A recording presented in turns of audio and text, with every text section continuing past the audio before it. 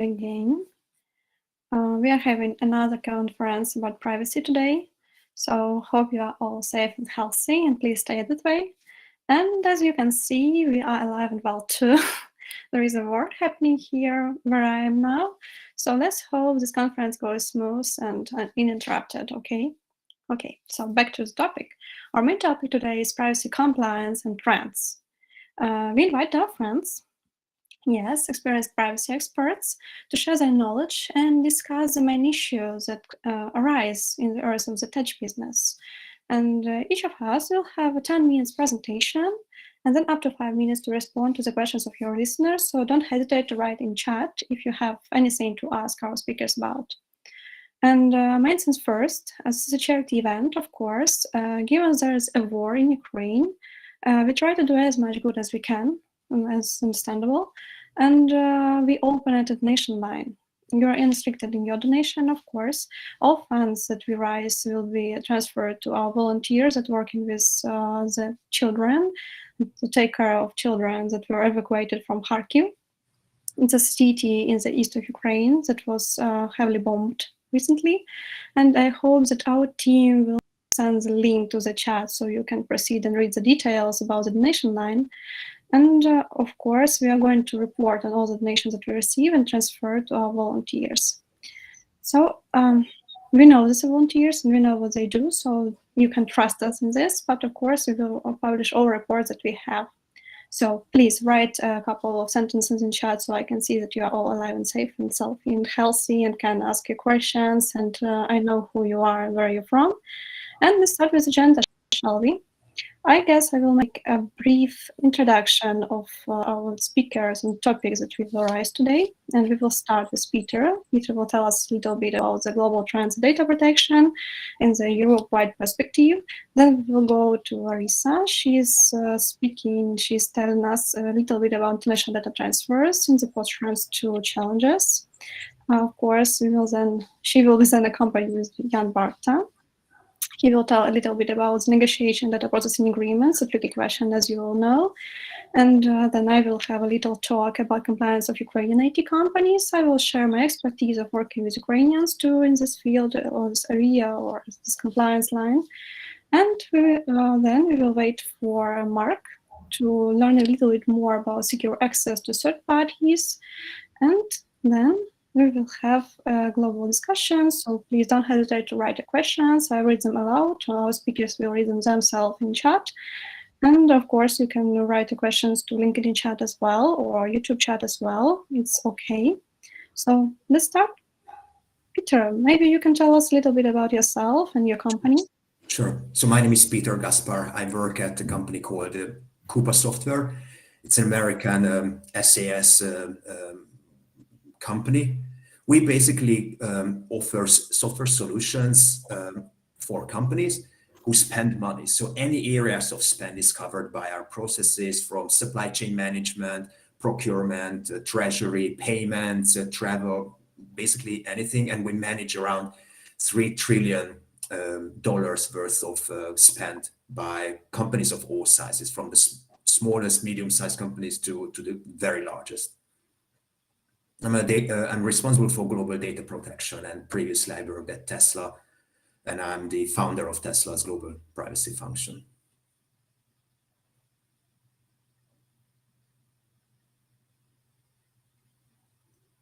Shall I continue with my presentation, or shall we continue with the introduction of each speaker?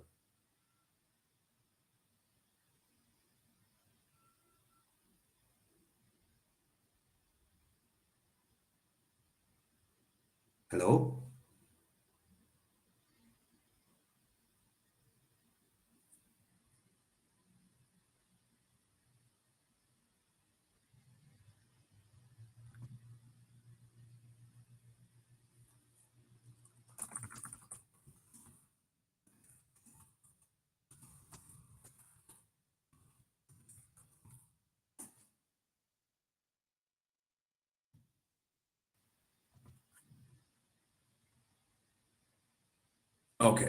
Okay, fine. There was just no response in terms of how I shall proceed. Okay, so let me just share my screen. I have a couple of slides just to talk about the trends in data privacy.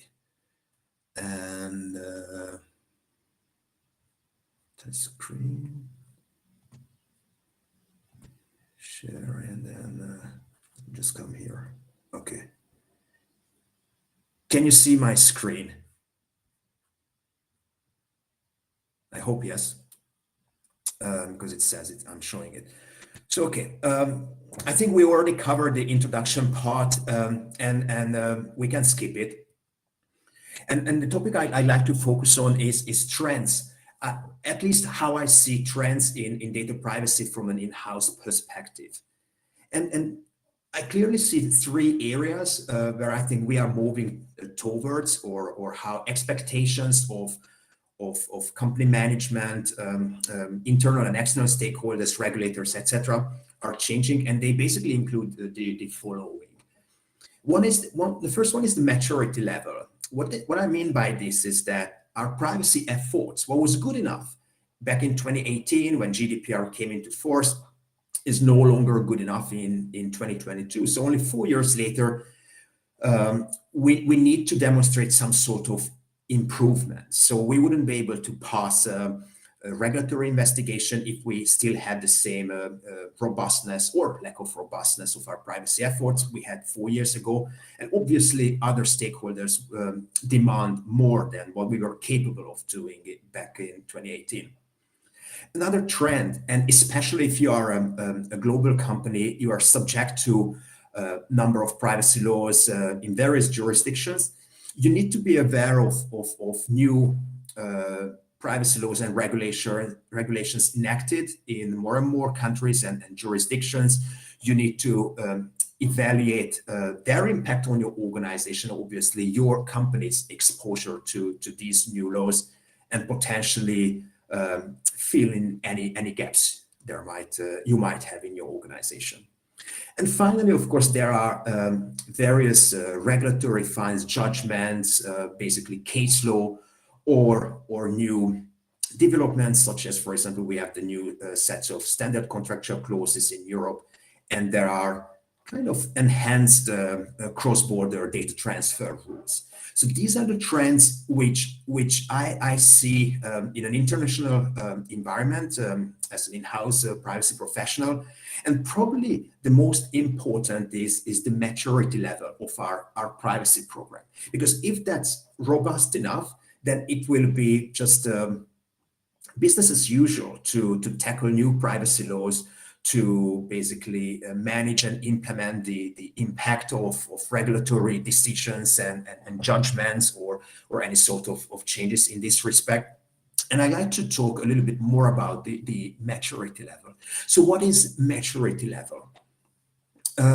It basically means robustness of your function to be able to manage privacy risks and demonstrate compliance. Demonstrate compliance is very important, because even if you do the right things, but you don't document it, if there is a regulatory investigation at some point, or a data breach or anything like that, or maybe any sort of court case against your company, then you won't be, without documentation, you won't be able to prove that you've done the right thing. But privacy is a relatively young compliance domain. So we don't necessarily have a lot of case law, court decisions, regulatory fines, etc. But we can still learn from other compliance areas. Just one example, financial reporting is there for more than 100 years. And Sarbanes-Oxley, which is a great framework. I mean, nobody likes it, but it's still a great framework, can teach us a lot. Where they started roughly 20 years ago and where they are now. Because if you compare the two, you will see a trend. Or you can do exactly the same when you look into anti-bribery compliance, or, for example, the various ISO standards. Where they started, where they are now. And that clearly demonstrates a trend, and we should expect a similar trend in data privacy. And this trend very nicely points towards a risk-driven and control-based approach. And what does it mean? It basically means that we cannot focus on and mitigate all the privacy risks. We need to focus on the most important ones and create some sort of control, some sort of measure to manage the risk. And if you look into SOX or ISO, they very nicely follow this approach. So I highly encourage you to look into these other compliance frameworks because they can give you some guidance. Once you have this risk-driven, control-based approach, you can assign people to action plans. And as a result, you will enhance accountability of your organization or within your organization. And when you have an owner, then these people will be able to operate the various privacy activities your organization needs to have in place. And when they operate it on a continuous basis, you basically have an effective privacy program. It's very important to understand that the foundation of an effective privacy program is your understanding of your business, your company as a whole, and also your understanding of your business processes. So if you don't have this understanding, I encourage you to sit down with your process owners, let's say the various business teams, starting with, let's say, recruitment, and then, of course, let's say HR and payroll, to understand the whole human resources process. Or you sit down with marketing and sales and, let's say, your account management team to understand the sales process. And when you interview these people and you get an understanding of your processes, document it. What do they do? What data they collect? Why? How they use it? Where do they store it? Who do they share it with? And when you do this, you basically have your data maps or data inventory, which is a legal requirement anyway. You can identify areas for improvement. Oh, maybe, it is some data is collected, but it's never used, so it's maybe not necessary, or maybe data is saved in a certain location where it's not secure enough, etc. Also, once you understand what data your organization collects and how the organization uses it, you can basically define data retention periods, because we are not supposed to keep personal data indefinitely. So you can work with other teams and basically say, okay, you should keep data for this long, and this is how data should be maybe automatically purged or maybe manually deleted. And very importantly, if you understand your business process, you will identify the third-party recipient of your data, and you can work with these parties to make sure that you have a DPA in place. So this exercise is very useful because you collect a lot of information, you learn a lot about your organization, and of course you establish a good working relationship with your colleagues. But this is still not necessarily enough to have a good high-level assurance that you understand what data your organization collects and where that data is and who accesses that data. Because maybe your company says that, oh, we will use Salesforce for customer data, and that's where people are supposed to store data. But it can happen, because we are humans, that some people will generate the report from the system, they will email it to a colleague who is not supposed to have access to customer data, and that colleague will store it in a location where they were not supposed to store it, because that's not a secure enough location. But how can you detect these instances where data is stored in a less secure location, or where anyway it's not supposed to be stored, and when it can be accessed by a person who is potentially not supposed to have access to data? We at Coupa are discussing a product from the company called Aravana.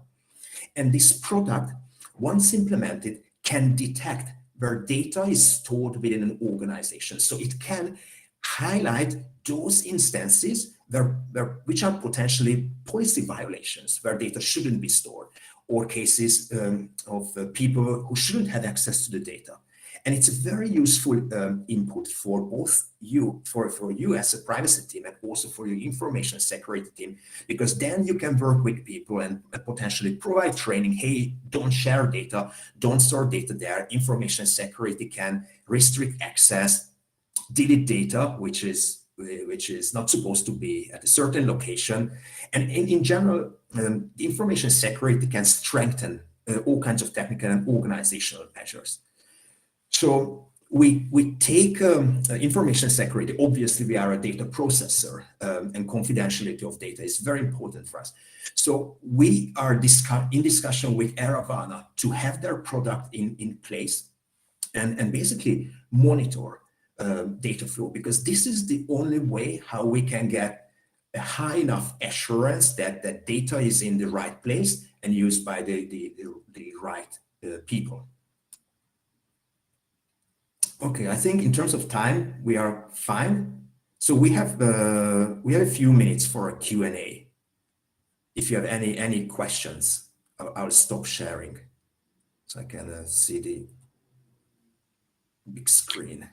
In fact, I do have one question for you, and it's one of the most important questions, I believe. How do you think how do you personally think, is 100 lines even possible in this world? Yes. Yes. Oh. So it's always, even if you look at the financial auditor's report, and all investors rely on a financial auditor's report, and you read it carefully, they talk about reasonable assurance. So they never talk about absolute assurance. It's about reasonable assurance. So you can do your best, and of course you can document it. You need to document it to prove that you've done the best, but it's never 100% sure that it's going to happen. With tools like Aravana's, you can increase the assurance level, but it will never be 100% because we are humans and people make mistakes and they make stupid things sometimes. It's true, I guess. It's actually, yes, because we are always, well, we're talking about risk-based approach. We don't talk about bulletproof safeguards that will save us from all the risks. We have to calculate something to mitigate. So it's important about the responsibility, not about the 1% adherence to the standard. And another question I have for you is to bring an understanding foreign company in compliance state. If you have a business somewhere in Ukraine, in Hong Kong, somewhere in the world, and you decide to start working in Europe, can you even stand in foreign organization, especially attached business? How do you think? Yeah, so we are an American company, and our geographical footprint in Europe is much smaller than in the US. But what we do is that we looked at where do our customers have users. So we analyze from which countries they access our systems, and we identified the top roughly 10, 15 countries where most of the users come from. So we looked at these countries' privacy laws, and the GDPR was the most comprehensive. So we chose GDPR as our golden standard, as our internal standard. And we looked at the differences between the GDPR and the other important privacy laws. And we tried to fill the gaps. I mean, luckily, there were not many gaps, not many deviations, because the GDPR was just simply comprehensive enough. But I would probably look at choose a golden standard, because if you handle each privacy law separately, then you need a huge organization. It's easier to say, just choose one standard and then look at the minor gaps you might have. Well, it's a good start, actually. Yes, transborder transfer data is always one of the most painful, I believe, because you always have your team dispersed around the world. You always have different capacities, also working from different countries, and that's one of the most painful questions sometimes, because you can work with territories that are not quite compliant with GDPR in terms of CG, for example. Larisa, maybe you will tell us a little bit more about international transfer. Yeah, actually, this is quite a straightforward exercise for us, and we need to go back to understanding what data we collect. So it's kind of going back to my last slide. So we understand what data we collect. We know where the data is stored, in which region, who has access to the data, which companies are sub-processors, etc. So we started with that exercise. And we created a white paper for our customers, which clearly explains that what is the risk if they share data with us. We've never ever received any sort of foreign public authority request. We've never even received any sort of public authority request. It just comes from the nature of the data we have, because it's more B2B, procurement related. So it's not really about the person's individual life. So we had this analysis, but as a first step, we needed to understand what data we have and where. Yes, where to start and where to go next, right? So I remind you, our dear listeners, you can ask questions in chats. I will read them aloud to our speakers if they don't see them themselves, and answer them before I even start reading them. So please use this opportunity to talk to our speaker line and right now. And I guess we'll go next with Larisa and Derek. Yes. Yeah, hello everyone. My name is Larisa Munteanu, and I'm a data protection lawyer and the Deputy Data Protection Officer at JS Information Governance. I'm very happy to be here today because I really support this initiative, and I really want us all to help our Ukrainian friends, and that means both legal IT group and the Ukrainian community. So please try to make your best efforts for this initiative, and I would really like to support it together with you. So the topic I would like to address today is transfer risk assessments. And this topic comes in the context of international data transfers. So to begin with, you might know that recently there was a case, Schrems 2, which literally just shaken up the entire data protection world, because it resulted in one main effect and two subsidiary ones. The main effect was that it invalidated the EU-US Privacy Shield, and the two subsidiary ones, one was positive, one was negative. The negative one was that it led to chaos. It really led to chaos in the data protection world, because people were found doing a phenomenon which I'm currently calling over-applying the regulation. And the positive effect, which was much more stronger, is that it was finally highlighted that just because you send data outside your country doesn't mean you're allowed to disregard data protection rules and data subjects' rights. So therefore, let me introduce my specific topic, so transfer risk assessments. Transfer risk assessments come in this context as one of the most useful tools for international data transfers. We just developed our own version of this tool at our company, and I can tell you it's very important to be able to allow the questions of this assessment with the legislator's view and plan. So that starts from legal grounds to details about the data importer. And I will clarify now what data importer means. So in data protection, we use the terminology of data importer and data exporter. Data exporter is the one that sends the data, and data importer resides in the destination country. It's the receiver. So I think that terminology is pretty straightforward, and it's a good idea to use it while speaking on this topic. So what's now the value of a transfer risk assessment? This assessment is not covered by a legal obligation explicitly, but please remember that you are covered by the accountability principle. And I might even say that it's part of a due diligence obligation to be able to assess your risks and to try to mitigate them, because if not, I would have some negligence concerns too. Also, in order to make things easier for you, please try to see the transfer risk assessment as resembling a DPIA, and I'm sorry for speaking in acronyms, the DPIA is the Data Protection Impact Assessment.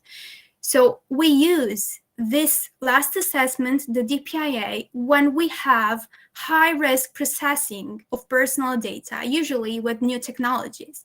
And what's the purpose? The purpose is to assess the risks and to try to mitigate them, to minimize them. And that is exactly the same rationale with the transfer risk assessment. Now, since this is just a preliminary assessment, I would like to guide you briefly through what a TRA contains. So first and foremost, we need to ask ourselves, is there an adequacy decision, regulation, or arrangement in place between country A, data exporter, and country B, data importer? Because if there is one in place, then you're covered. It's perfectly fine. You can transfer the data, but you still need to have that data sharing agreement in place. However, if an adequacy decision is not in place, it's not enforceable, this is when the TRA comes into play. And the TRA will explain, will help you have the documentation that is necessary for this transfer. Therefore, it will explain the legal grounds that you rely on for having this transfer in place. The first step is to check whether you are covered by one of the following. If you have a code of conduct or certification, standard contractual clauses included in your agreement, maybe a legal instrument between public authorities or bodies, or even business corporate rules. And if you don't, well, don't worry.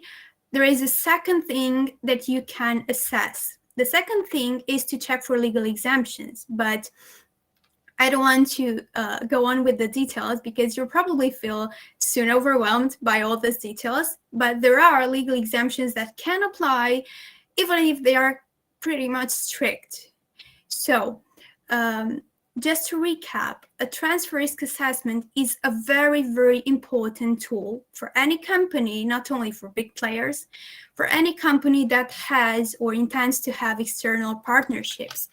So it's very important to try at least to carry on these assessments. And I can tell you that it's not that Friday afternoon fun to conduct these assessments. And therefore, I would suggest that you ask for help and for assistance from your data protection officer or any expert that you usually engage with, because it might easily get very technical and you don't want to get lost in details and frustrated that you don't understand the questions, because there are many questions, and the purpose of the questions is to assess, to evaluate whether your data subjects are protected sufficiently. And it's necessary to do this because when you have a business, you cannot put yourself first, at least not at all the time, can you?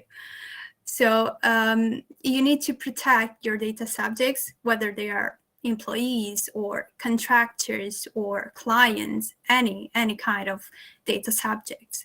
And please remember that just because you might think you send small sets of personal data, that doesn't mean you will be protected from not applying the additional and the adequate safeguards. So yes, you might not get a hefty fine because you didn't send a lot of personal data, but that's not the proper way of thinking. And we need to ensure that the safeguards are applied and implemented properly, because international transfers, whether we want it, whether we like it or not, are still and will constantly be part of daily business, because more and more companies use cloud services and subprocessors from different countries. And just like my previous colleague said, I think he's in a better position to explain how's going on with the United States. So many companies are trying to find a balance for how to engage with processors from the US, and it tends to be more difficult. And that's why it's important to have documentation in place, because the supervisory authorities might come and ask for that documentation, and therefore you need to be able to prove that you respected the accountability principle. So thank you for your attention and for your time, and I'm eagerly looking for your questions. Can I? Yeah, of course. So shall we expect Privacy Shield version 3 agreement then? How do you think? Yeah, I think there are currently some steps towards having a Privacy Shield version 3. So even if it won't be exactly Privacy Shield, I'm sure they're currently working on a framework for that, and it's necessary. Larisa, are you aware of any kind of decision that approved transfer to US currently, like saying, yes, it's fine from EU? I know of one in France when they transfer some data to Amazon. I don't think so. I haven't read about any current decision on that. I only know that people are mostly relying on standard contractual clauses and agreements, and that's the best way to go right now until there is a new framework in place. Because regarding these contractual clauses, like here in the Czech Republic, as what we read in the judgments and the opinions of offices, and while reading about Schrems too, so basically the Google case shows us that standard contractual clauses are fine, but you must make the legal assessment of the state you're importing in. Hello, Peter, to US. So the dangerous state in the world, because you get no judicial control over the over CIA, etc. So this is the opinion that like the Czech privacy office is making questions, especially with regards to use of cookies. So all the cookies in the world that are used, like Facebook Pixel or Google Analytics or Hotjar, or these kind of devices, are linked to US. And well, there's like no, we have no replies to the offices like saying it's okay, because well, I know only one case in France. They used Amazon Web Services, and they put some, I think it was health data. So it was kind of like tricky situation from the beginning, and they put it into Amazon Web Services, which is based in Luxembourg, as I recall. But they of course have a mother of American, because the whole world is a child of American companies. And they said it's kind of dangerous. What did you do? You put it into those wild American hands. How can you? And so the response was that we put it there, but it was encrypted, and the key to the encryption was away from the hands of Amazon. So it was kind of gibberish for Amazon. So the level of pseudonymization was so high that no data transfer occurred in this situation, and it was fine. And the French office, which is kind of, you know, the one who sets the rules here around in EU, said, well, okay, cool, c'est bon, merci, au revoir, you know. And this is the only case I know, and we are like gripping it with pure confidence and saying it can happen legally, we hope. So shall we go next to your presentation to hear a little bit more about the standard contextual clauses, how they have to be done properly then? Yeah. Yeah, that's a really good idea. Okay, so thank you, Peter. Thank you, Larisa, for your presentations. It was quite interesting to hear the first-hand account. And then we'll again proceed to Jan and his presentation too about the standard contextual clauses and negotiation process. So some tips and tricks. Hello, my name is Jan. I live currently in Prague, in the middle of Czechia or Czech Republic, or whatever you can call it. We haven't decided yet how we are supposed to be called in the world, so I prefer Czechia for myself. I'm an attorney at law, and I like IT law and privacy issues and all kind of digital things that you can find all around the world. So if it's intangible, I'm interested. My topic is data processing agreements. So I will try to share, because Peter designed presentations, so I just made myself during, not to be ashamed. So I'll try to share it. Sharing and caring. Well, No, this is a map of Ukrainian successful counteroffensive, which I'm constantly focused on. So can you see some kind of presentation? Can anyone say yeah? Okay, so I don't know. I don't have to maybe I can do it without that. What happened? So maybe like this. Can you see? Do you have it? Katerina, can you see it? I guess, yeah, you can see it. So I give it back. So, okay, so issues about data processing. So here are several, and we got a cool legal business compliance officer having these issues. Well, it sounds kind of easy. So who's the controller of data and who's the data processor? So you're giving your data for anyone else to process it. And that guy is doing it is the data processor, as you all know, and you need a contract with this guy. Well, but sometimes one of the issues that we're facing as lawyers is that a lot of people are not aware that there are data processors, and a lot of controllers are not aware that some kind of contract you need to have. So we're facing that. Well, let's make some examples when the people are not aware they're data processors. Perhaps you got business representatives, you got guys selling your products, going all around the world, collecting leads, collecting contacts for potential customers.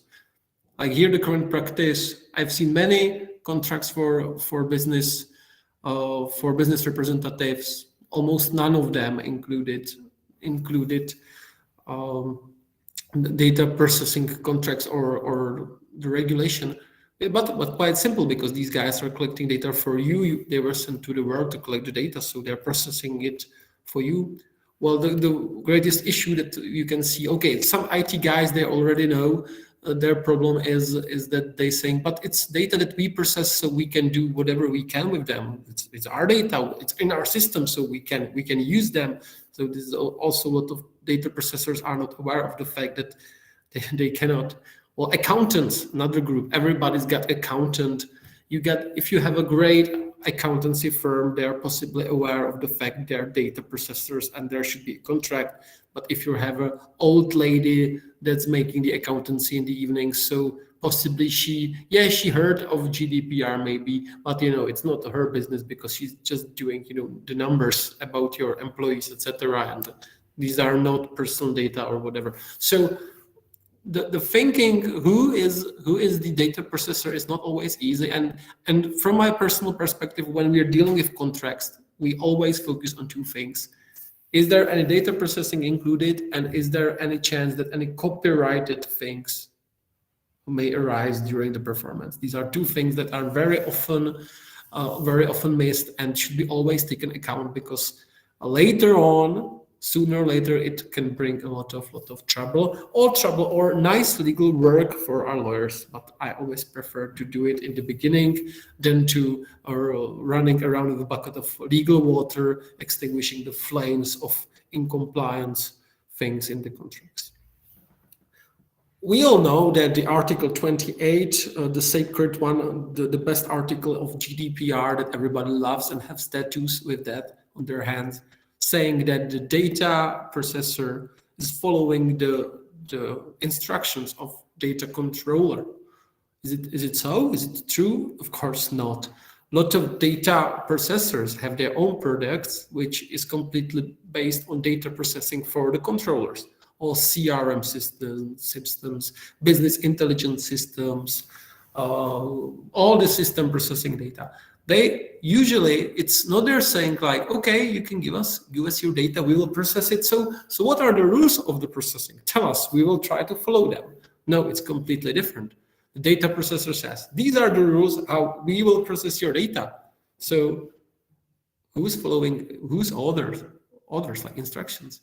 It's completely reversed, because the data processors are usually sometimes they're big companies. Like try to say to Microsoft, hey guys, hi Bill, long time no see. Yeah, sorry about that so far. well, I read your data processing agreement and I truly don't agree with these kind of things. So as your data processor, please follow my orders and do it this way. Well, they will never respond, and they will say, no, sorry, no. Sorry for that so far. So in the IT world, usually it's completely like reversed.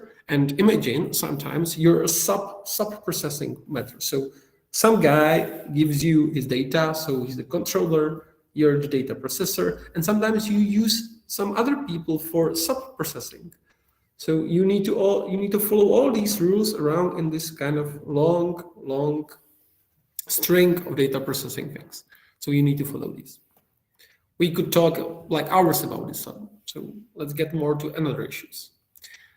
Be specific. Okay, so you get a chance when you can really give instructions to the data processor. So you get a contract.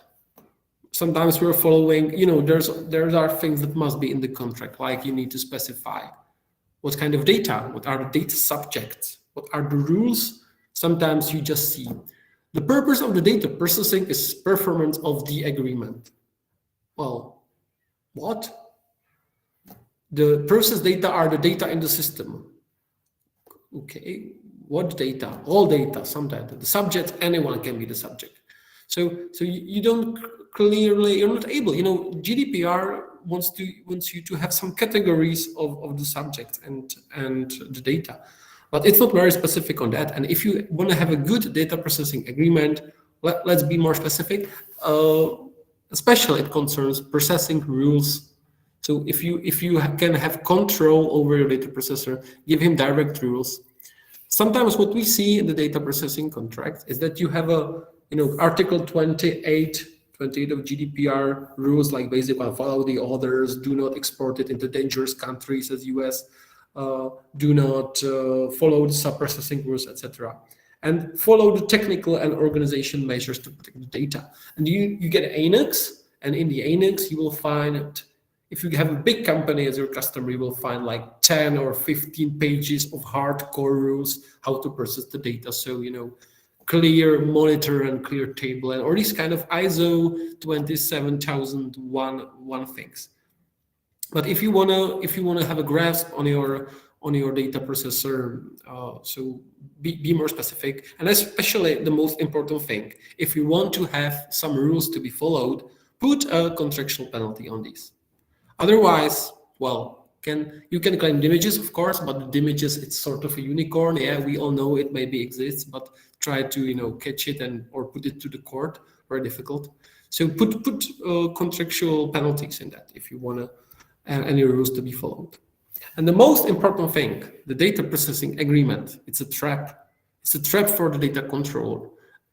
Sometimes you're giving all your life to the data processor, all your information or your clients, everything that you love, especially, which is your data. Now, it's the new oil or gold or whatever they say on the 21st century. It's the most valuable and the precious thing. Imagine you're not having the data you're putting to your data processor. Imagine that situation. What would you do? Would you cry? Would you panic? Would you call your mother for help? Would you call your lawyer for the help? This is very obvious and good solution to do. Call your IT for the backup to data. That's also a good option if you have it. So have some kind of option to call someone for the backup if your data processor goes away, because if their systems are all gone, you can say, okay, so yeah, pay me a penalty. So you get some money, but you will not ever get your reputation back. You will not get your customers back. Maybe you will have more and more problems. So if you're giving all your life to data processor, always think about what happens if they're not there, and not about the situation that they are killed or in some kind of problems. But imagine that one day they will just say, "Dear Mr. Barta, thank you for being our beloved customer for so long. We have now ceased to operate our business because somehow we are financed by the Russian devils. So see you, bye-bye. The support of our products will end on the end of June. Goodbye. That's it. Well, we can export your data. So enjoy it. It's in an Excel table, so you can enjoy it." So Imagine that. Imagine Microsoft would do that. We will be gone. Well, I will be gone because everything is done on Microsoft here. But if you rely on some kind of vendors that are smaller or likely to be changed or terminated in the business way, so always think about it. Are you not in that vendor lock-in situation? Aren't you not? So do you have any plan what will happen? Or you just said, who knows, que sera, c'est la vie, but that will not bring you the data back and the customers and your operation. So if you have the power over your data controller, data processor, always think about that every fairy tale has its ending, and let's hope it's fairy tale and has a good ending, and not the horror that you're ending without your contracts, data, and everything else. So if you have a contract, try to make some kind of obligations that help you with that, but also have some kind of technical measures which will help you overcome some situation. And always try to rely on the stronger partners that are more likely to survive than a freelancer is making his so-called system without any contract usually, and because everybody, I know you, you know me, so it's a contract of trust, not contract of business. But think about that you're giving all your life to these data processors. That was like the most common issues that I know and I face in my practice as the lawyer here in Prague. So any questions that you have to me, I would be happy. Oh, no presentation. Okay, so I will maybe share it in the end. So any questions? I can start. Of course. I have so many questions. I expected. That's great, actually. So I'm not quite sure I heard you properly because of internet disconnection here. Have you ever heard of any standard contractual clauses related lawsuit, or even a threat of such lawsuit, something of the kind? They arise the lawsuit from standard contractual clauses? Like well, naming, whereas damages? Like that, yes. Actually not. I know some cases from commercial. We have a case here in the Czech Republic, which not arise from standard contractual clauses, but from a general data breach. We have some that you get some kind of penalty. There was a case that a very popular shop here, which is called Mall shop, and 1.4 million contracts, available to be downloaded, and some people filed a lawsuit against Mall as the data controller, and they won grounds, which is approximately 500 euros for having his data on the internet. Well, if all these 1.4 million people filed a lawsuit claiming 500 euros, well, that would be an amount of money. But some people filed these cases like 1 week before elapse of the 3 years period, which is a lapse of right here in the Czech Republic. And the courts say, you hesitated too long, so we believe it didn't bother you that much. So you were not offended in that manner. So no, maybe apology would be fine. But money, nah. Also, giving the Czech court, if your data is breached somewhere in the internet, do it as soon as possible and be as angry as possible. Just I guess the here, yes. Okay, and I have one more question. Maybe some other speakers or our listeners have too, but I will use this chance to ask you. So how do you think, except for the standard contractual clauses, we also have many corporate rules, we have codes of conduct, we have all other mechanism to actually legalize the transfer of data. Will alternative data transfer rules be used more often eventually? Except standard contractual clauses. Well, you can have a consent. The Facebook tried to do it. Facebook said we're providing the first point, but we're providing the international transfer on the basis of the consent. Then they provide it on the basis of that it's an integral part of their service that you request the transfer to US, because otherwise the Facebook is not Facebooking that much as you expect. So these are the tricks done by these people that they're trying to put something in. But basically, perhaps the Czech Data Protection Office is that kind of strict one saying, okay, you get other options in GDPR, but these are there just, nobody believes on the consent actually. Consent is just, something that we used to believe in, like a golden cow that we all were following. Give me the consent. The consent. Do you have the consent? Good. We can do whatever we have. The consent. Where's the consent? Since GDPR, we are now more like focused on other things, and the consent is like, you're using consent. What a shady thing you're doing. Is the consent. So I would not follow a consent of any international transfer, although it's written in GDPR.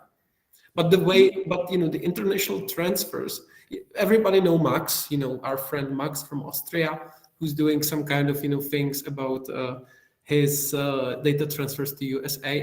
And our friend Max, what he did, that he filed complaints to all at the one-stop shop or whatever they call it. They filed all complaints for every EU country, Malta. For every EU country, he found 2 or 3 free data controllers. He said, these guys giving data to America, shame on them. And so they are all now currently investigating with respect to the Google Analytics. And we will see if the standard non-disclosure clauses will be followed or we will find any other things. But except if you're talking about cookies, like the cookies is the issue, because usually cookies are, the cookie providers as Google or Facebook are typically data processors for you, because they're giving you the information about the cookies. And these information are from the USA, once again, the evil country, from the perspective of European Court of Justice. I think this must end. In this world that we were now for 1 month, these discussions about the Euro-Atlantic transfer problem must end very soon. Otherwise, we will have many problems. We must say that transfer to US is illegal. Otherwise, the world as we know it, we can talk about it if there's no war. We can talk, lawyers will have opinions, offices will have opinions. But now I think that we need privacy shield number 3. And this time I want a shield which is made from some kind of metal that's not breakable. Please. Or let's say to Americans, change your legislation and put your security intelligence offices under the judicial control as we Europeans do it. No, we don't do it either, sorry. Okay, so what were we talking about? The European perspective, yes. It's a Germany. No, it's hypocrisy. This is hypocrisy, completely. Like, I don't understand it, really. Like from the legal way of, I understand the legal way, how it's written in GDPR and what's the application, but I don't understand it from the common sense of our cooperation with the US. So, okay, we will proceed. And of course, Mark, thank you for joining us today. Will you be presenting right now, or do you want to wait a bit? I'm okay, I can carry on now if you like. I would like that. So thank you very much again, Jan. Well, thank you. So yeah, thank you for allowing me to just move around the order slightly. I have been listening to this as you've all been talking, and I found it quite interesting in terms of how all of what we're talking about crosses over across all of the subjects. So I'm going to talk about secure access to third-party data and DSARs and how we would go about doing that. So to start with, the formalities, as you've probably all gathered, everybody, I'm Mark Povey. I'm a certified DPO. I'm a lead ISO 27001 implementer, and I'm the technical director of JS Information Governance.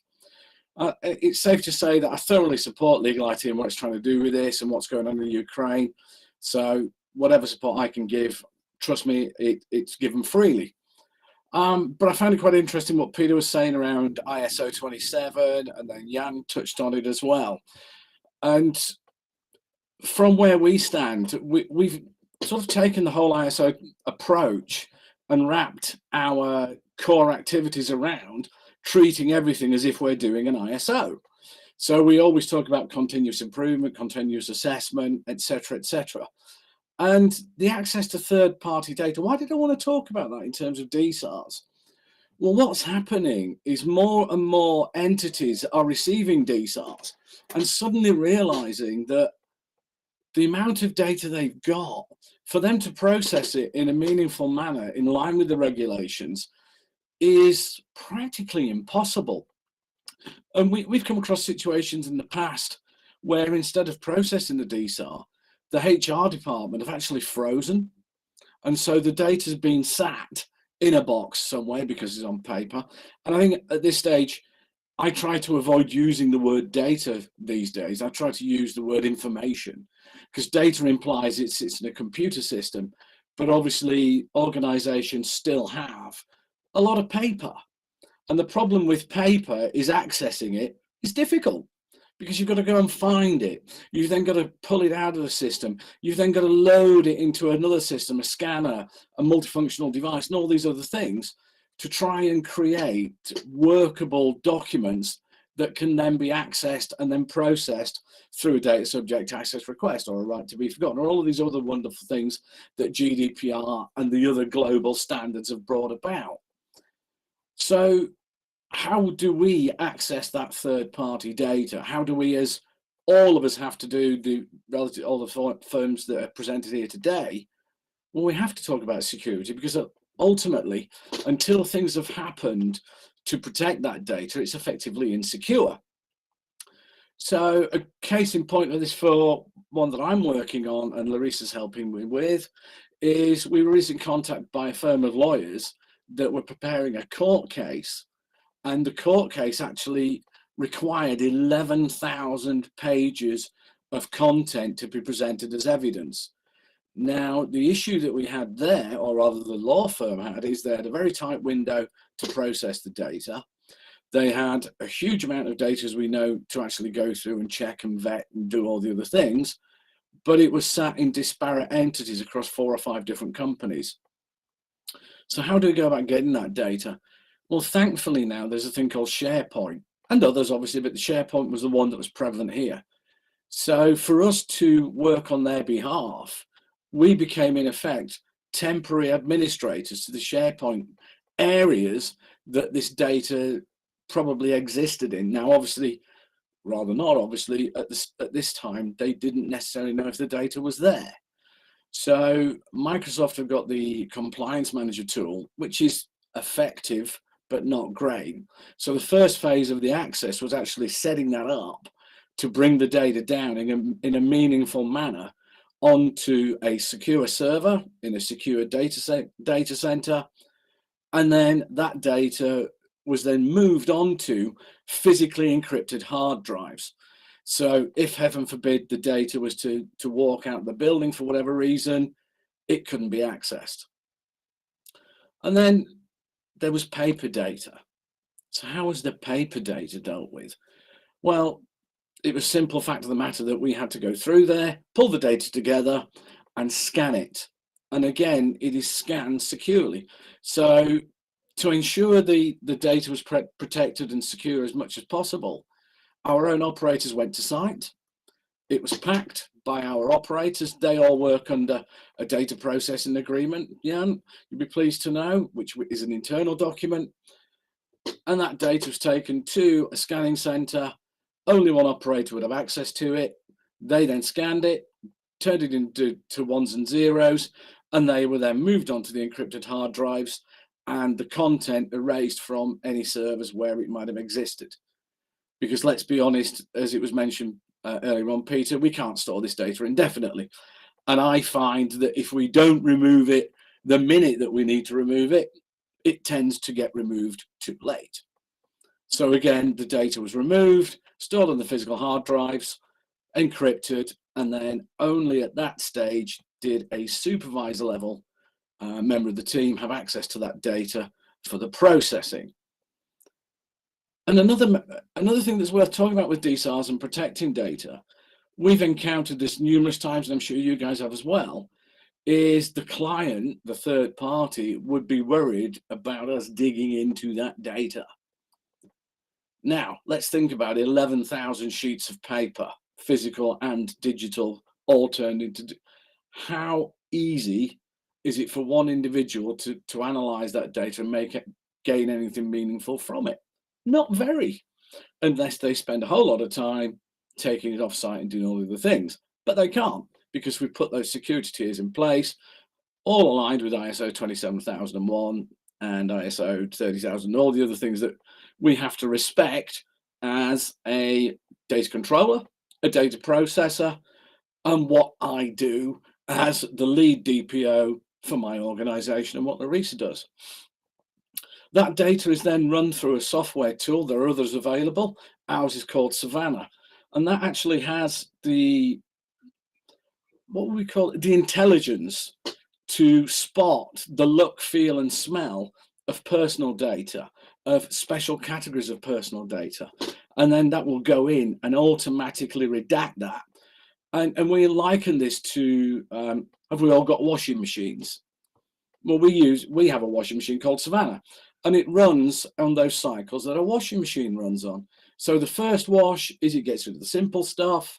The next wash is it creates a query list. We check that. That goes through the wash.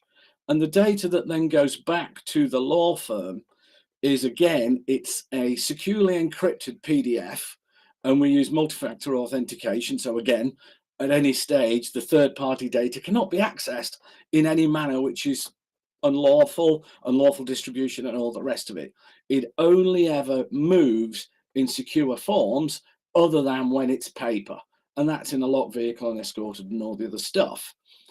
So as long as you maintain the alignment to ISO 27 and then push that into a GDPR, UK DPA, LGPD, and all these other things across the world, if you maintain that and you treat that as if you're working with ISO to ensure the secure access, to ensure secure distribution, the data which goes back to the court is as compliant with the relative regulations as it possibly can be. But because of the technology that's available to us these days, those timeframes that were a big stumbling block are actually removed, and we can deliver the data effectively. And therefore, the third party that was unsure about the data that they'd stored and protected through their being unlawfully accessed, it's actually removed. So the DSAR is delivered absolutely in line with the regulations. And it's worth mentioning, obviously, normally we have 30 days, which can be extended. We try to avoid that. But if you're in Brazil, that is 15 days. So having these technologies and these approaches and managing access to the third-party data, how it gets processed, suddenly means you have a reliable service that entities no longer have to worry about. Because time and again, I heard you talking about issues within the Republic and what's happening there. The issues that we see in the UK is the inability to deliver DSARs appropriately in a manner which is understood in light of what the request are actually wanted. So it's absolutely paramount that we do it in that controlled, described, laid out procedural manner. And then after the period, the data is maintained for a certain period of time per the contract, they'll be pleased to know, and then again, it's deleted. So we restrict access as far as we can. And I strongly implore everybody that's listening to do the same. Get a team that's up to speed, spend the time with the requester at the front end and understanding what they're looking for rather than what you believe they want. And then make sure that if you haven't got the technology in-house, you actually engage with an organization that can do the work in the manner that respects the regulation and respects the request. And that'll do for me. Any questions? It's gone very quiet.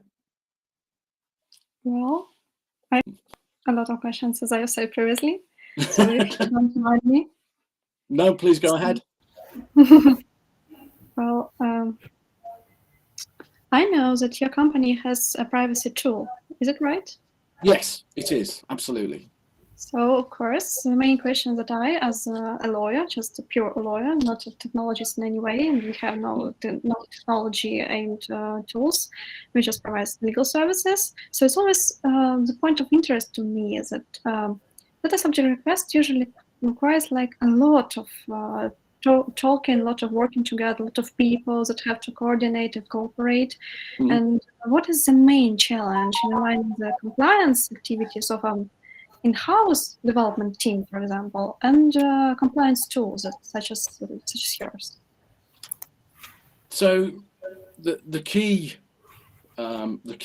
issues for developing the technology is actually turning the regulation, and we often say that the G in GDPR actually stands for grey.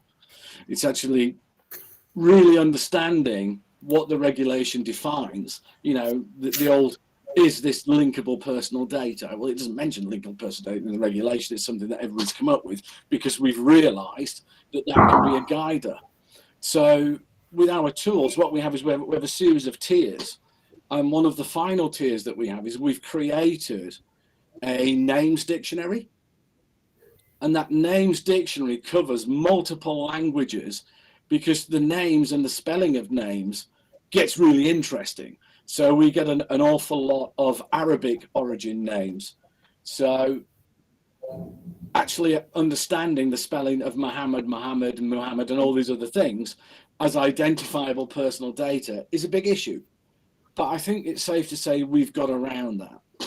In terms of the management tool, it was actually breaking that down into easy to access pieces. So rather than having this huge spreadsheet that shows you all of your policies, yada, yada, yada, we actually have broken it down into simple activities. So when we receive a DSAR, we have an action plan. The DSAR is logged, and then we start with a clock. And if we have to contact the third party, the requester for further clarity, if they don't respond for 3 days, that clock is paused. And so sharing that with law firms and the like the sales category, it helps them because they've got a physical representation of where they are in the request. So it's a really, really useful way of doing things, you know, alongside all of the other intelligence heuristics, recognizing titles to point towards names, recognizing postal codes and pointing backwards to addresses. That's how the tool works. So very challenging, but we're really proud of what we have, you know. And again, there are other much bigger players out there with much bigger development budgets than we have that have got teams and teams of people sitting down to do it. So we have a small team, Larisa being a key member, Sonny, who's our head of development. We all work together very regularly. Okay, and back to the security part. Have you heard any happy end stories about data breach notifications to the ICO, for example? Oh, there are many. Where to begin? Data breaches are almost a UK tradition, and they usually, you know what I'm talking about, Peter, and they usually happen on a Friday afternoon. You know, Larisa's laughing. I try to, when I'm training our clients, I try to highlight to them, if the CEO runs into your office and starts jumping up and down about sending a medical absence report out at 4 o'clock on a Friday afternoon, please give him my best regards and say it needs to wait until Monday morning. Because on a Friday afternoon is when it goes wrong. You know, and so more often than not, that's how the breaches have happened. Or another big case in point is not knowing what data you have. So that, you know, the hotel group Marriott, the reason their fine was so big from the ICO wasn't the fact that they'd been breached. It was the fact that they didn't know whose data had been breached, and so therefore couldn't adequately report the breach to those individuals whose rights and freedoms had been affected because there was financial data in there. So if they'd have known, if they've done a data audit, you know, for example, using one of our tools, they would have seen that all of these people were affected. So they could have informed all of those people far more succinctly, much quicker. And therefore, the effect of the breach would have been much reduced. So they would have still have been fined because they hadn't taken adequate technical organizational measures to protect the rights, but they would have had a much better picture of what went wrong and could have dealt with it much bigger. Much quicker. Yes. But yeah, there are many. I mean, I think the one thing, Katerina, is Larisa and I discussed this quite a lot. I think our information commissioner really needs to sharpen their teeth a bit. So the fines that go out from our supervisor authority don't really line up with the fines that go out from the European authorities. You know, they tend to be reduced, or they'll tend to say, well, yeah, it's a GDPR breach, but we'll fine against the PECR. So where the maximum level is $500,000. I think that's going to change. We've got a new commissioner now, and I think he's got a far more aggressive look towards the failures that companies have when they have data breaches that they can't manage, that they couldn't protect against, or more often than not, really didn't want to, because the CEO didn't want to spend the money. Maybe I think, Mark, like our perspective from the middle Europe here, middle world, where like your office seems to be from the most aggressive from our point of view, because like our offices, we know the Polish one is kind of aggressive, the Germans depending on the federal state, but like well the British or the Britons, you know, you're imposing, I know the British Airlines or Airways, I guess, case, which was I think one of the first cases of breaches under GDPR. Yep. In the times where we were once one union, as you have your own union now. Yeah. So, but we have, like several thousand euros fines, like in big breaches, because it's sort of like, a breach. What's that? And that's interesting, Jan. And one of the things that Larisa and I did is we've studied fines across the whole of the EU and the world in many ways. And what I find interesting is that the EU, France especially, and Spain, they're quite willing now to fine individuals. So there was, I'm an individual, it doesn't matter. It does, because you have breached data. Ireland had a case with an electrician who shared data that he'd seen at a police station, and he stuck it up on Facebook. You spoke about Facebook a little bit there, Jan. I won't go into my opinions of Facebook, but I think it's a very dangerous tool. So there is more of the EU doing that, and the UK has just started. We had a guy with many CCTV cameras all around his building, and they basically said, look, do you know what?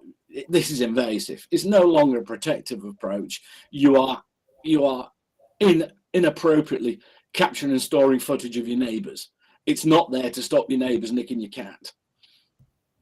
So it's changing. So that's an interesting outlook, Jan. We're reading some fines. The British pound is a solid currency. So we're seeing pounds. It's big. It's massive. No, I like Czech crowns. Maybe that. That could well be it. But I mean, the BA fine was reduced massively over what the original amount was going to be. And they were very egregious. They really didn't care about the data. Sorry, Larisa. Yes, to add to what you just said, the fines are not the bottom line of this, because we recently did some research on the sanctions that can be imposed for non-complying with data protection laws. And more recently, imprisonment is also an option, and it might be very shocking. Many legislations do contain this opportunity for the authorities to sentence to imprisonment individuals. In the UK, it already happened, not based on GDPR, but based on the Computer Misuse Act. In the EU, there is this possibility, but still we don't have any precedent on this. But it means that the stake is going higher, and there won't be only fines. We're going to imprisonment. We're going to criminal liability, and that's very serious right now. Yeah, that's a good point, Larisa. So move to Czech Republic.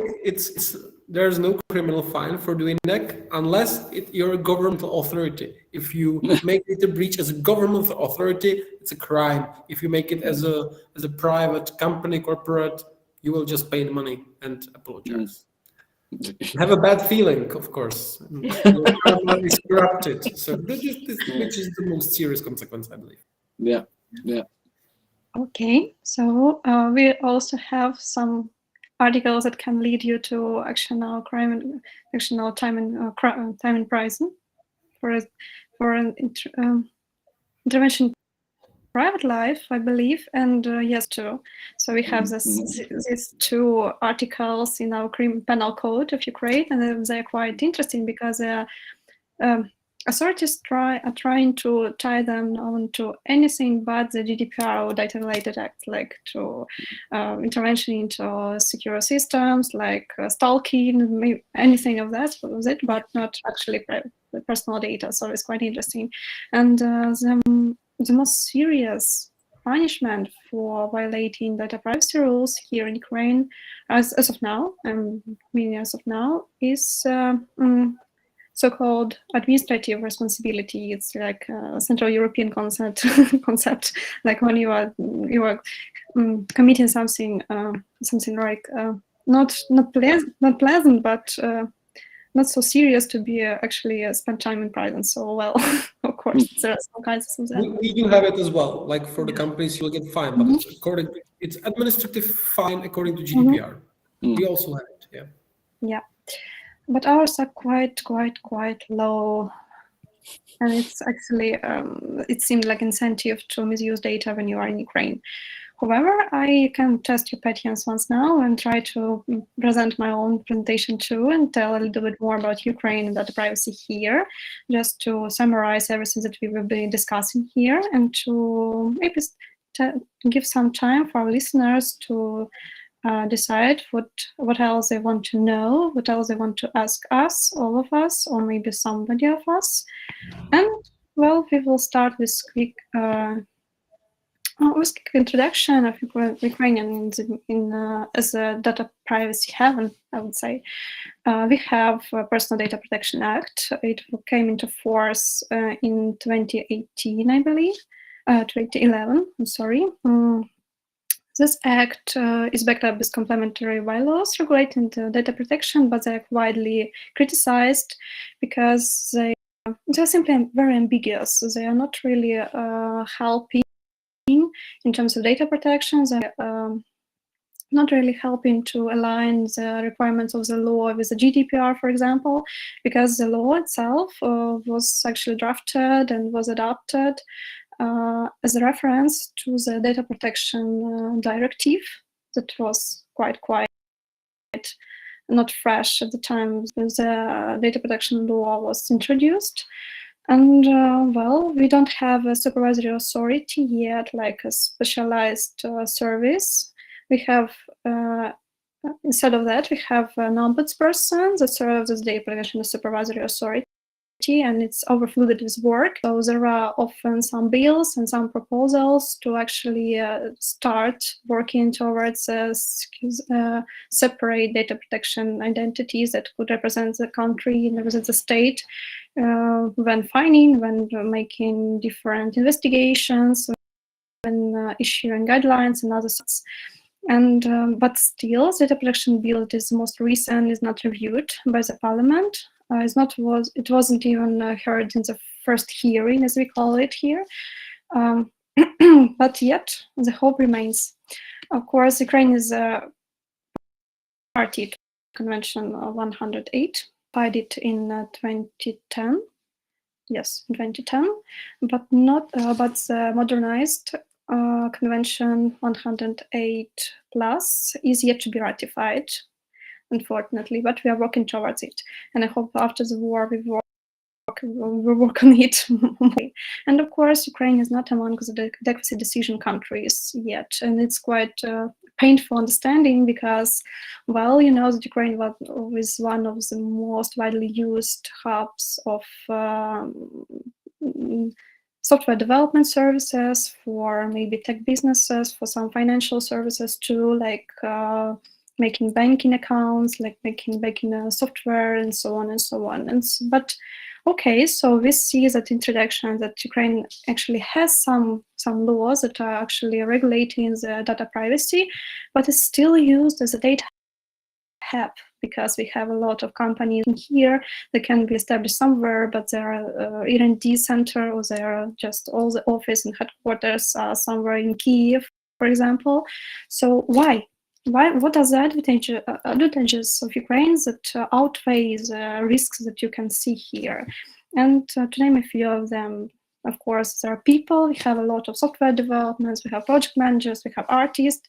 They charge less than their colleagues, maybe, but that actually insanely and driven to the development, of course. We have comparably favorable taxation because we optimize the taxation burden of entrepreneurs that work in tech especially.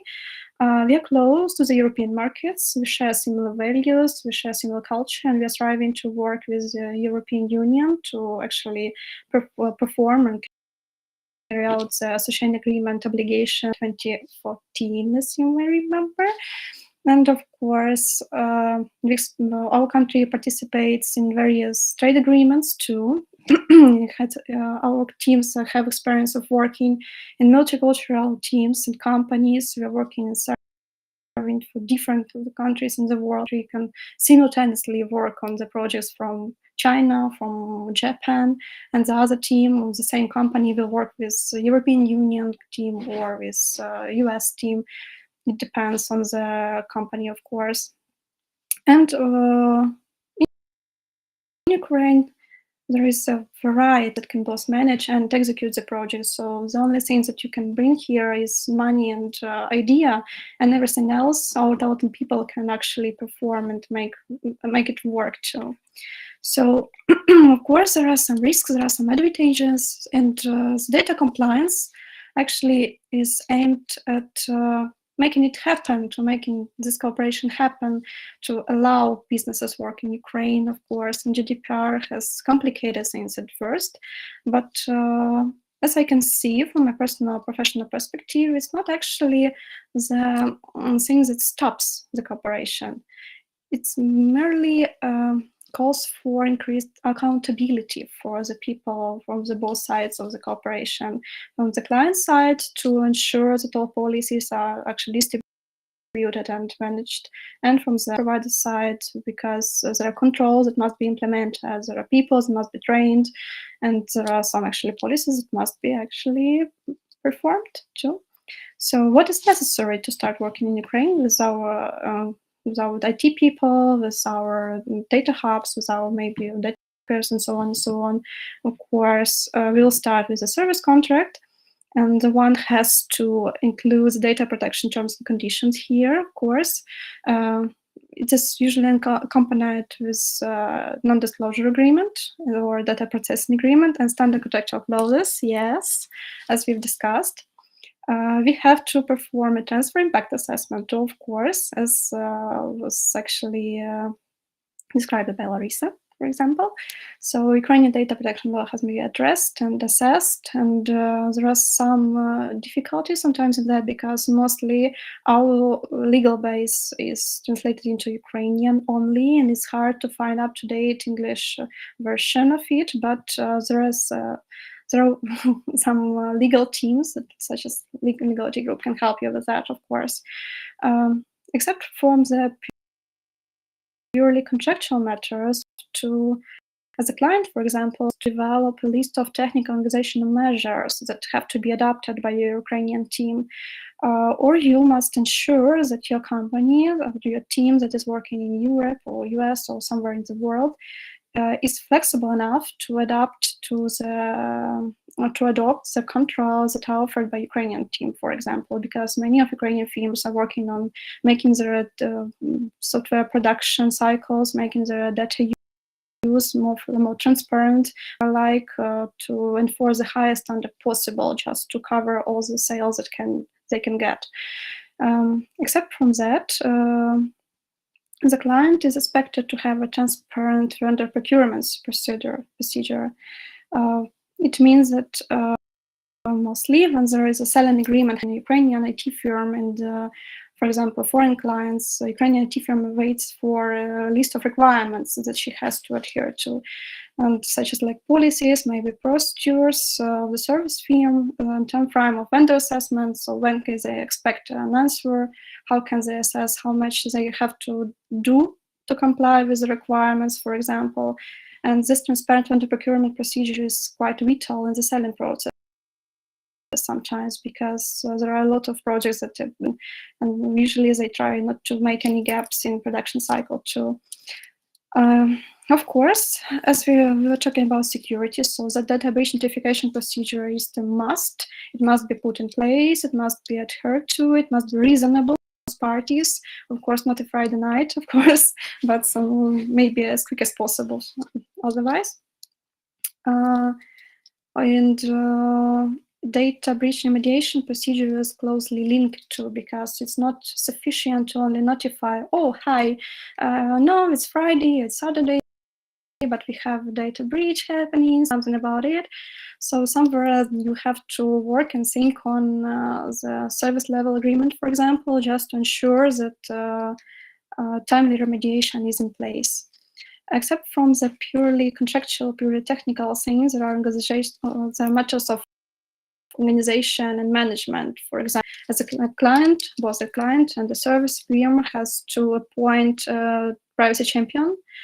It means somebody who is aware of the production cycle, who is aware of the burden of the team, of the projects that are actually performed by the team, and who can speak on behalf of the team, just to say that, okay, this control is reasonable, we will implement it, or on this data protection agreement is not suitable with us, we have to change it somehow. So there must be a person that is actually aware of the GDPR requirements, aware of the technical issues, and that can actually speak on behalf of the company on the issues that are linked to the privacy and data protection. And usually when all the contractual, organizational, technical, management things are put in order and sorted, there is always an awareness event that is happening, just to inform both parties on issues related to data protection, to agree to sign all the agreements needed, to advise the team on the policies, for example, on the privacy policy of the client, or the data breach policy of the client, and so on and so on. And this of events, this tool of management tools and of services, service contracts, actually a pool that is widely used just to start work in Ukraine as actually as some kind of third-party provider that is not providing adequate protection of personal data comparable to the European one. But of course, there are some reasons and some areas of development that you can apply to your company, for example. Sometimes we can start a heated talk about the insurance issues, because in Ukraine, not all the insurance companies actually offer some coverage for cybersecurity events, for example, or professional liability, and so on and so on. Sometimes it's not as big to ensure that insurance is reasonable in terms of this service agreement. For example, the price of the project can be quite a lot lower than the insurance coverage, for example. Of course, one of the most important areas development is monitoring data bill law progress, because Ukrainian law is expected to develop very quickly after the war, and we expect it actually to be revised and be addressed as soon as possible, given the informational war circumstances that we are living in right now. And the mostly linked apt is data transfer safeguards. So Ukraine has to introduce and implement or align to the proposed European ones. As of now, we are using standard contextual clauses too mostly, but I would love to work with more of codes of conduct, for example, or binding corporate rules, because they are actually hard to maintain, but they are very, very understandable and clear in terms of data protection when it comes to detail, not the general management, general framework, but to the details. Of course, the next thing that you have to pay close attention to data protection impact assessment is a must, and it's the first thing that you have to perform once you start working with European markets as a Ukrainian firm, and when you decide on Iranian firm as a client. And it's something that both companies have to make a breach on, because you need the participation from the, for example, from the information security team on one side and the other side too. And this sums up in a contractual agreements that cover lacuna, because we have this data protection law we have in place. It's not closely following the GDPR standards. It's weaker and it's actually obvious. So we have to actually balance this somehow. We have to cover for the spaces that are between the GDPR standard and the Ukrainian standard, and the contractual agreement is actually a good tool to make that, because we have a card system. We can address, for example, a third-party arbitrary, just to ensure that the judge, in case, can have necessary understanding of the agreement he is actually working on. And we can ensure that both parties understand their accountability, understand their risks, and can do anything to make this cooperation happen. So Ukraine is great. Come here to see us once this all is over. We are waiting for you. And if you have any questions, you can write them in chat. You can ask me personally if you're a speaker, or you can just try and chat while I'm talking with other speakers, so I can mention and answer them. I have a question. Yep. Katerina, what is like the general awareness of these issues in Ukraine? Is it like yeah, we all know, or is it like, oh my God, this is something that just is an obstacle to our business? We don't want to carry some kind of compliance matter that nobody wants to deal with. No, you would be surprised actually. Many tech people are come to their senses and understand that GDPR is not only an obstacle, but is actually a good chance to work with some other companies too. So they use it as a leverage, for example, in selling process, like, okay, we are GDPR compliant, you can try working with us because we are adhering to all the standards and secure, and we are just respect the privacy, and we know how to deal with your data protection instead of you, like something like that. Sometimes they use them, the data protection standards and awareness of them, like a product. It means that you don't, for example, if our firm is working with a Chinese company, for example, or maybe, for example, Belarusian or maybe a Brazilian company, they can introduce that we will deal with GDPR issues, so you can spare the headache about. So yeah. it's I was just actually thinking because a lot of people just solved GDPR here in 2018. It was like, yeah, GDPR, we already solved it. So what's next? So, well, actually, I believe we all know this position. Like, yeah, we did it. It's done. So what do you want? It was an issue in 2018 because nobody really knows what it is all about. We are used to using concepts like. It was a big issue because nobody understood back then what to do next, what should you draft, what should you sign, where to go. But there are, 4 years, for 4 years, we are working on the awareness. We are educating our clients. We are educating our clients, potential leads, for example, educating other lawyers too, and it's an important thing. So right now it's just like another thing you have to take care of. You have to do your accountancy, you have to pay salaries, you have to actually, for example, the companies that will bring fruit for IT developers, and of course you have to deal with legal issues and compliance, of course, like it's a budgetary thing. Okay, I have a second question. How about the consent in Ukraine? Or the titles of data processing? Don't remind me. They are testing our budgets.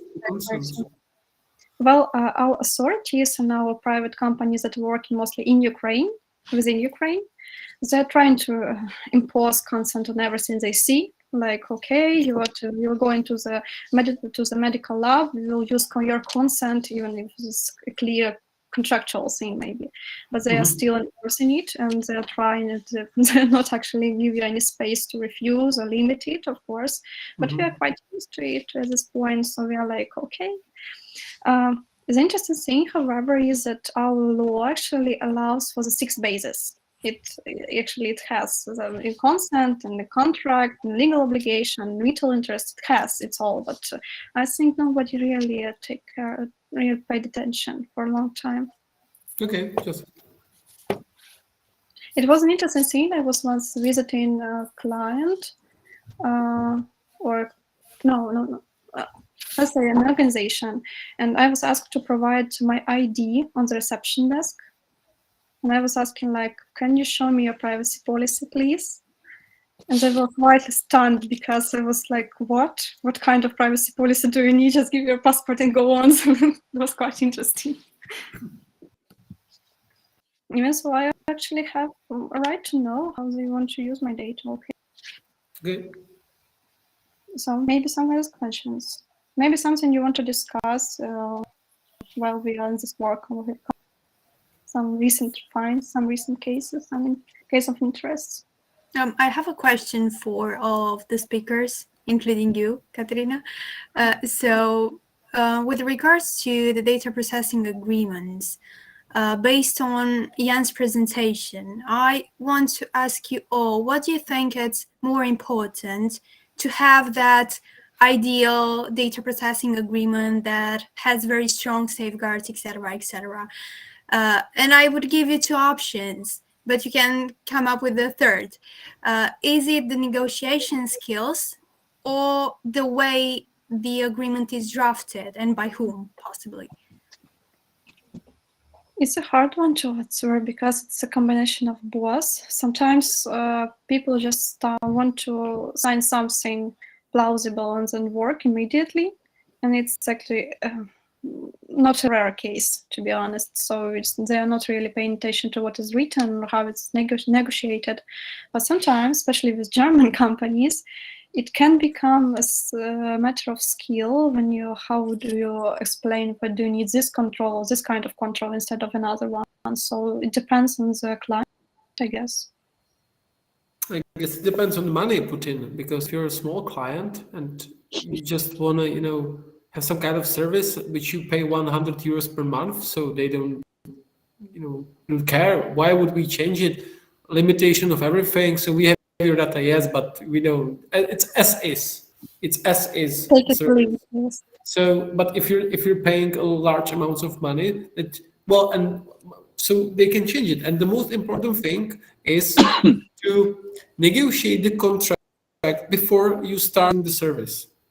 I know that you cannot use it before you have the contract and blah, blah, blah. But once you put all your life in the system, then you start negotiating the contract. Well, it's the same like developing software. If you negotiate your SLA in the beginning before developing the software, so the conditions could be very, very different from if you have it developed, it's custom made. So let's now discuss the SLA. So the balance, the out, you cannot use it without them. So I think the time is also important aspect if you want to gain something. Yeah. And okay, I don't see any questions. Do you? No. Okay, I don't see any questions from listeners. Maybe they will come later when they watch us in the evening after the workday is over. So we will look for them. So let's finish, I guess.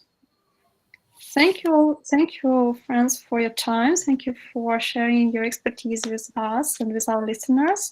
And I surely hope we will gather not so far from this point of time to discuss the developments and new trends that are rising in the market. And of course, keep in touch. For our listeners, if you have any questions, you can write them on the YouTube comment section, and you can email them, and I will ask our friends to answer them or just to write you a letter of answer too. And stay safe. It's the most important thing right now. Yes, you too. Thank you very much. Bye-bye. Thank you. See ya. It was a pleasure as always. See you guys. Bye. Bye-bye. Bye-bye.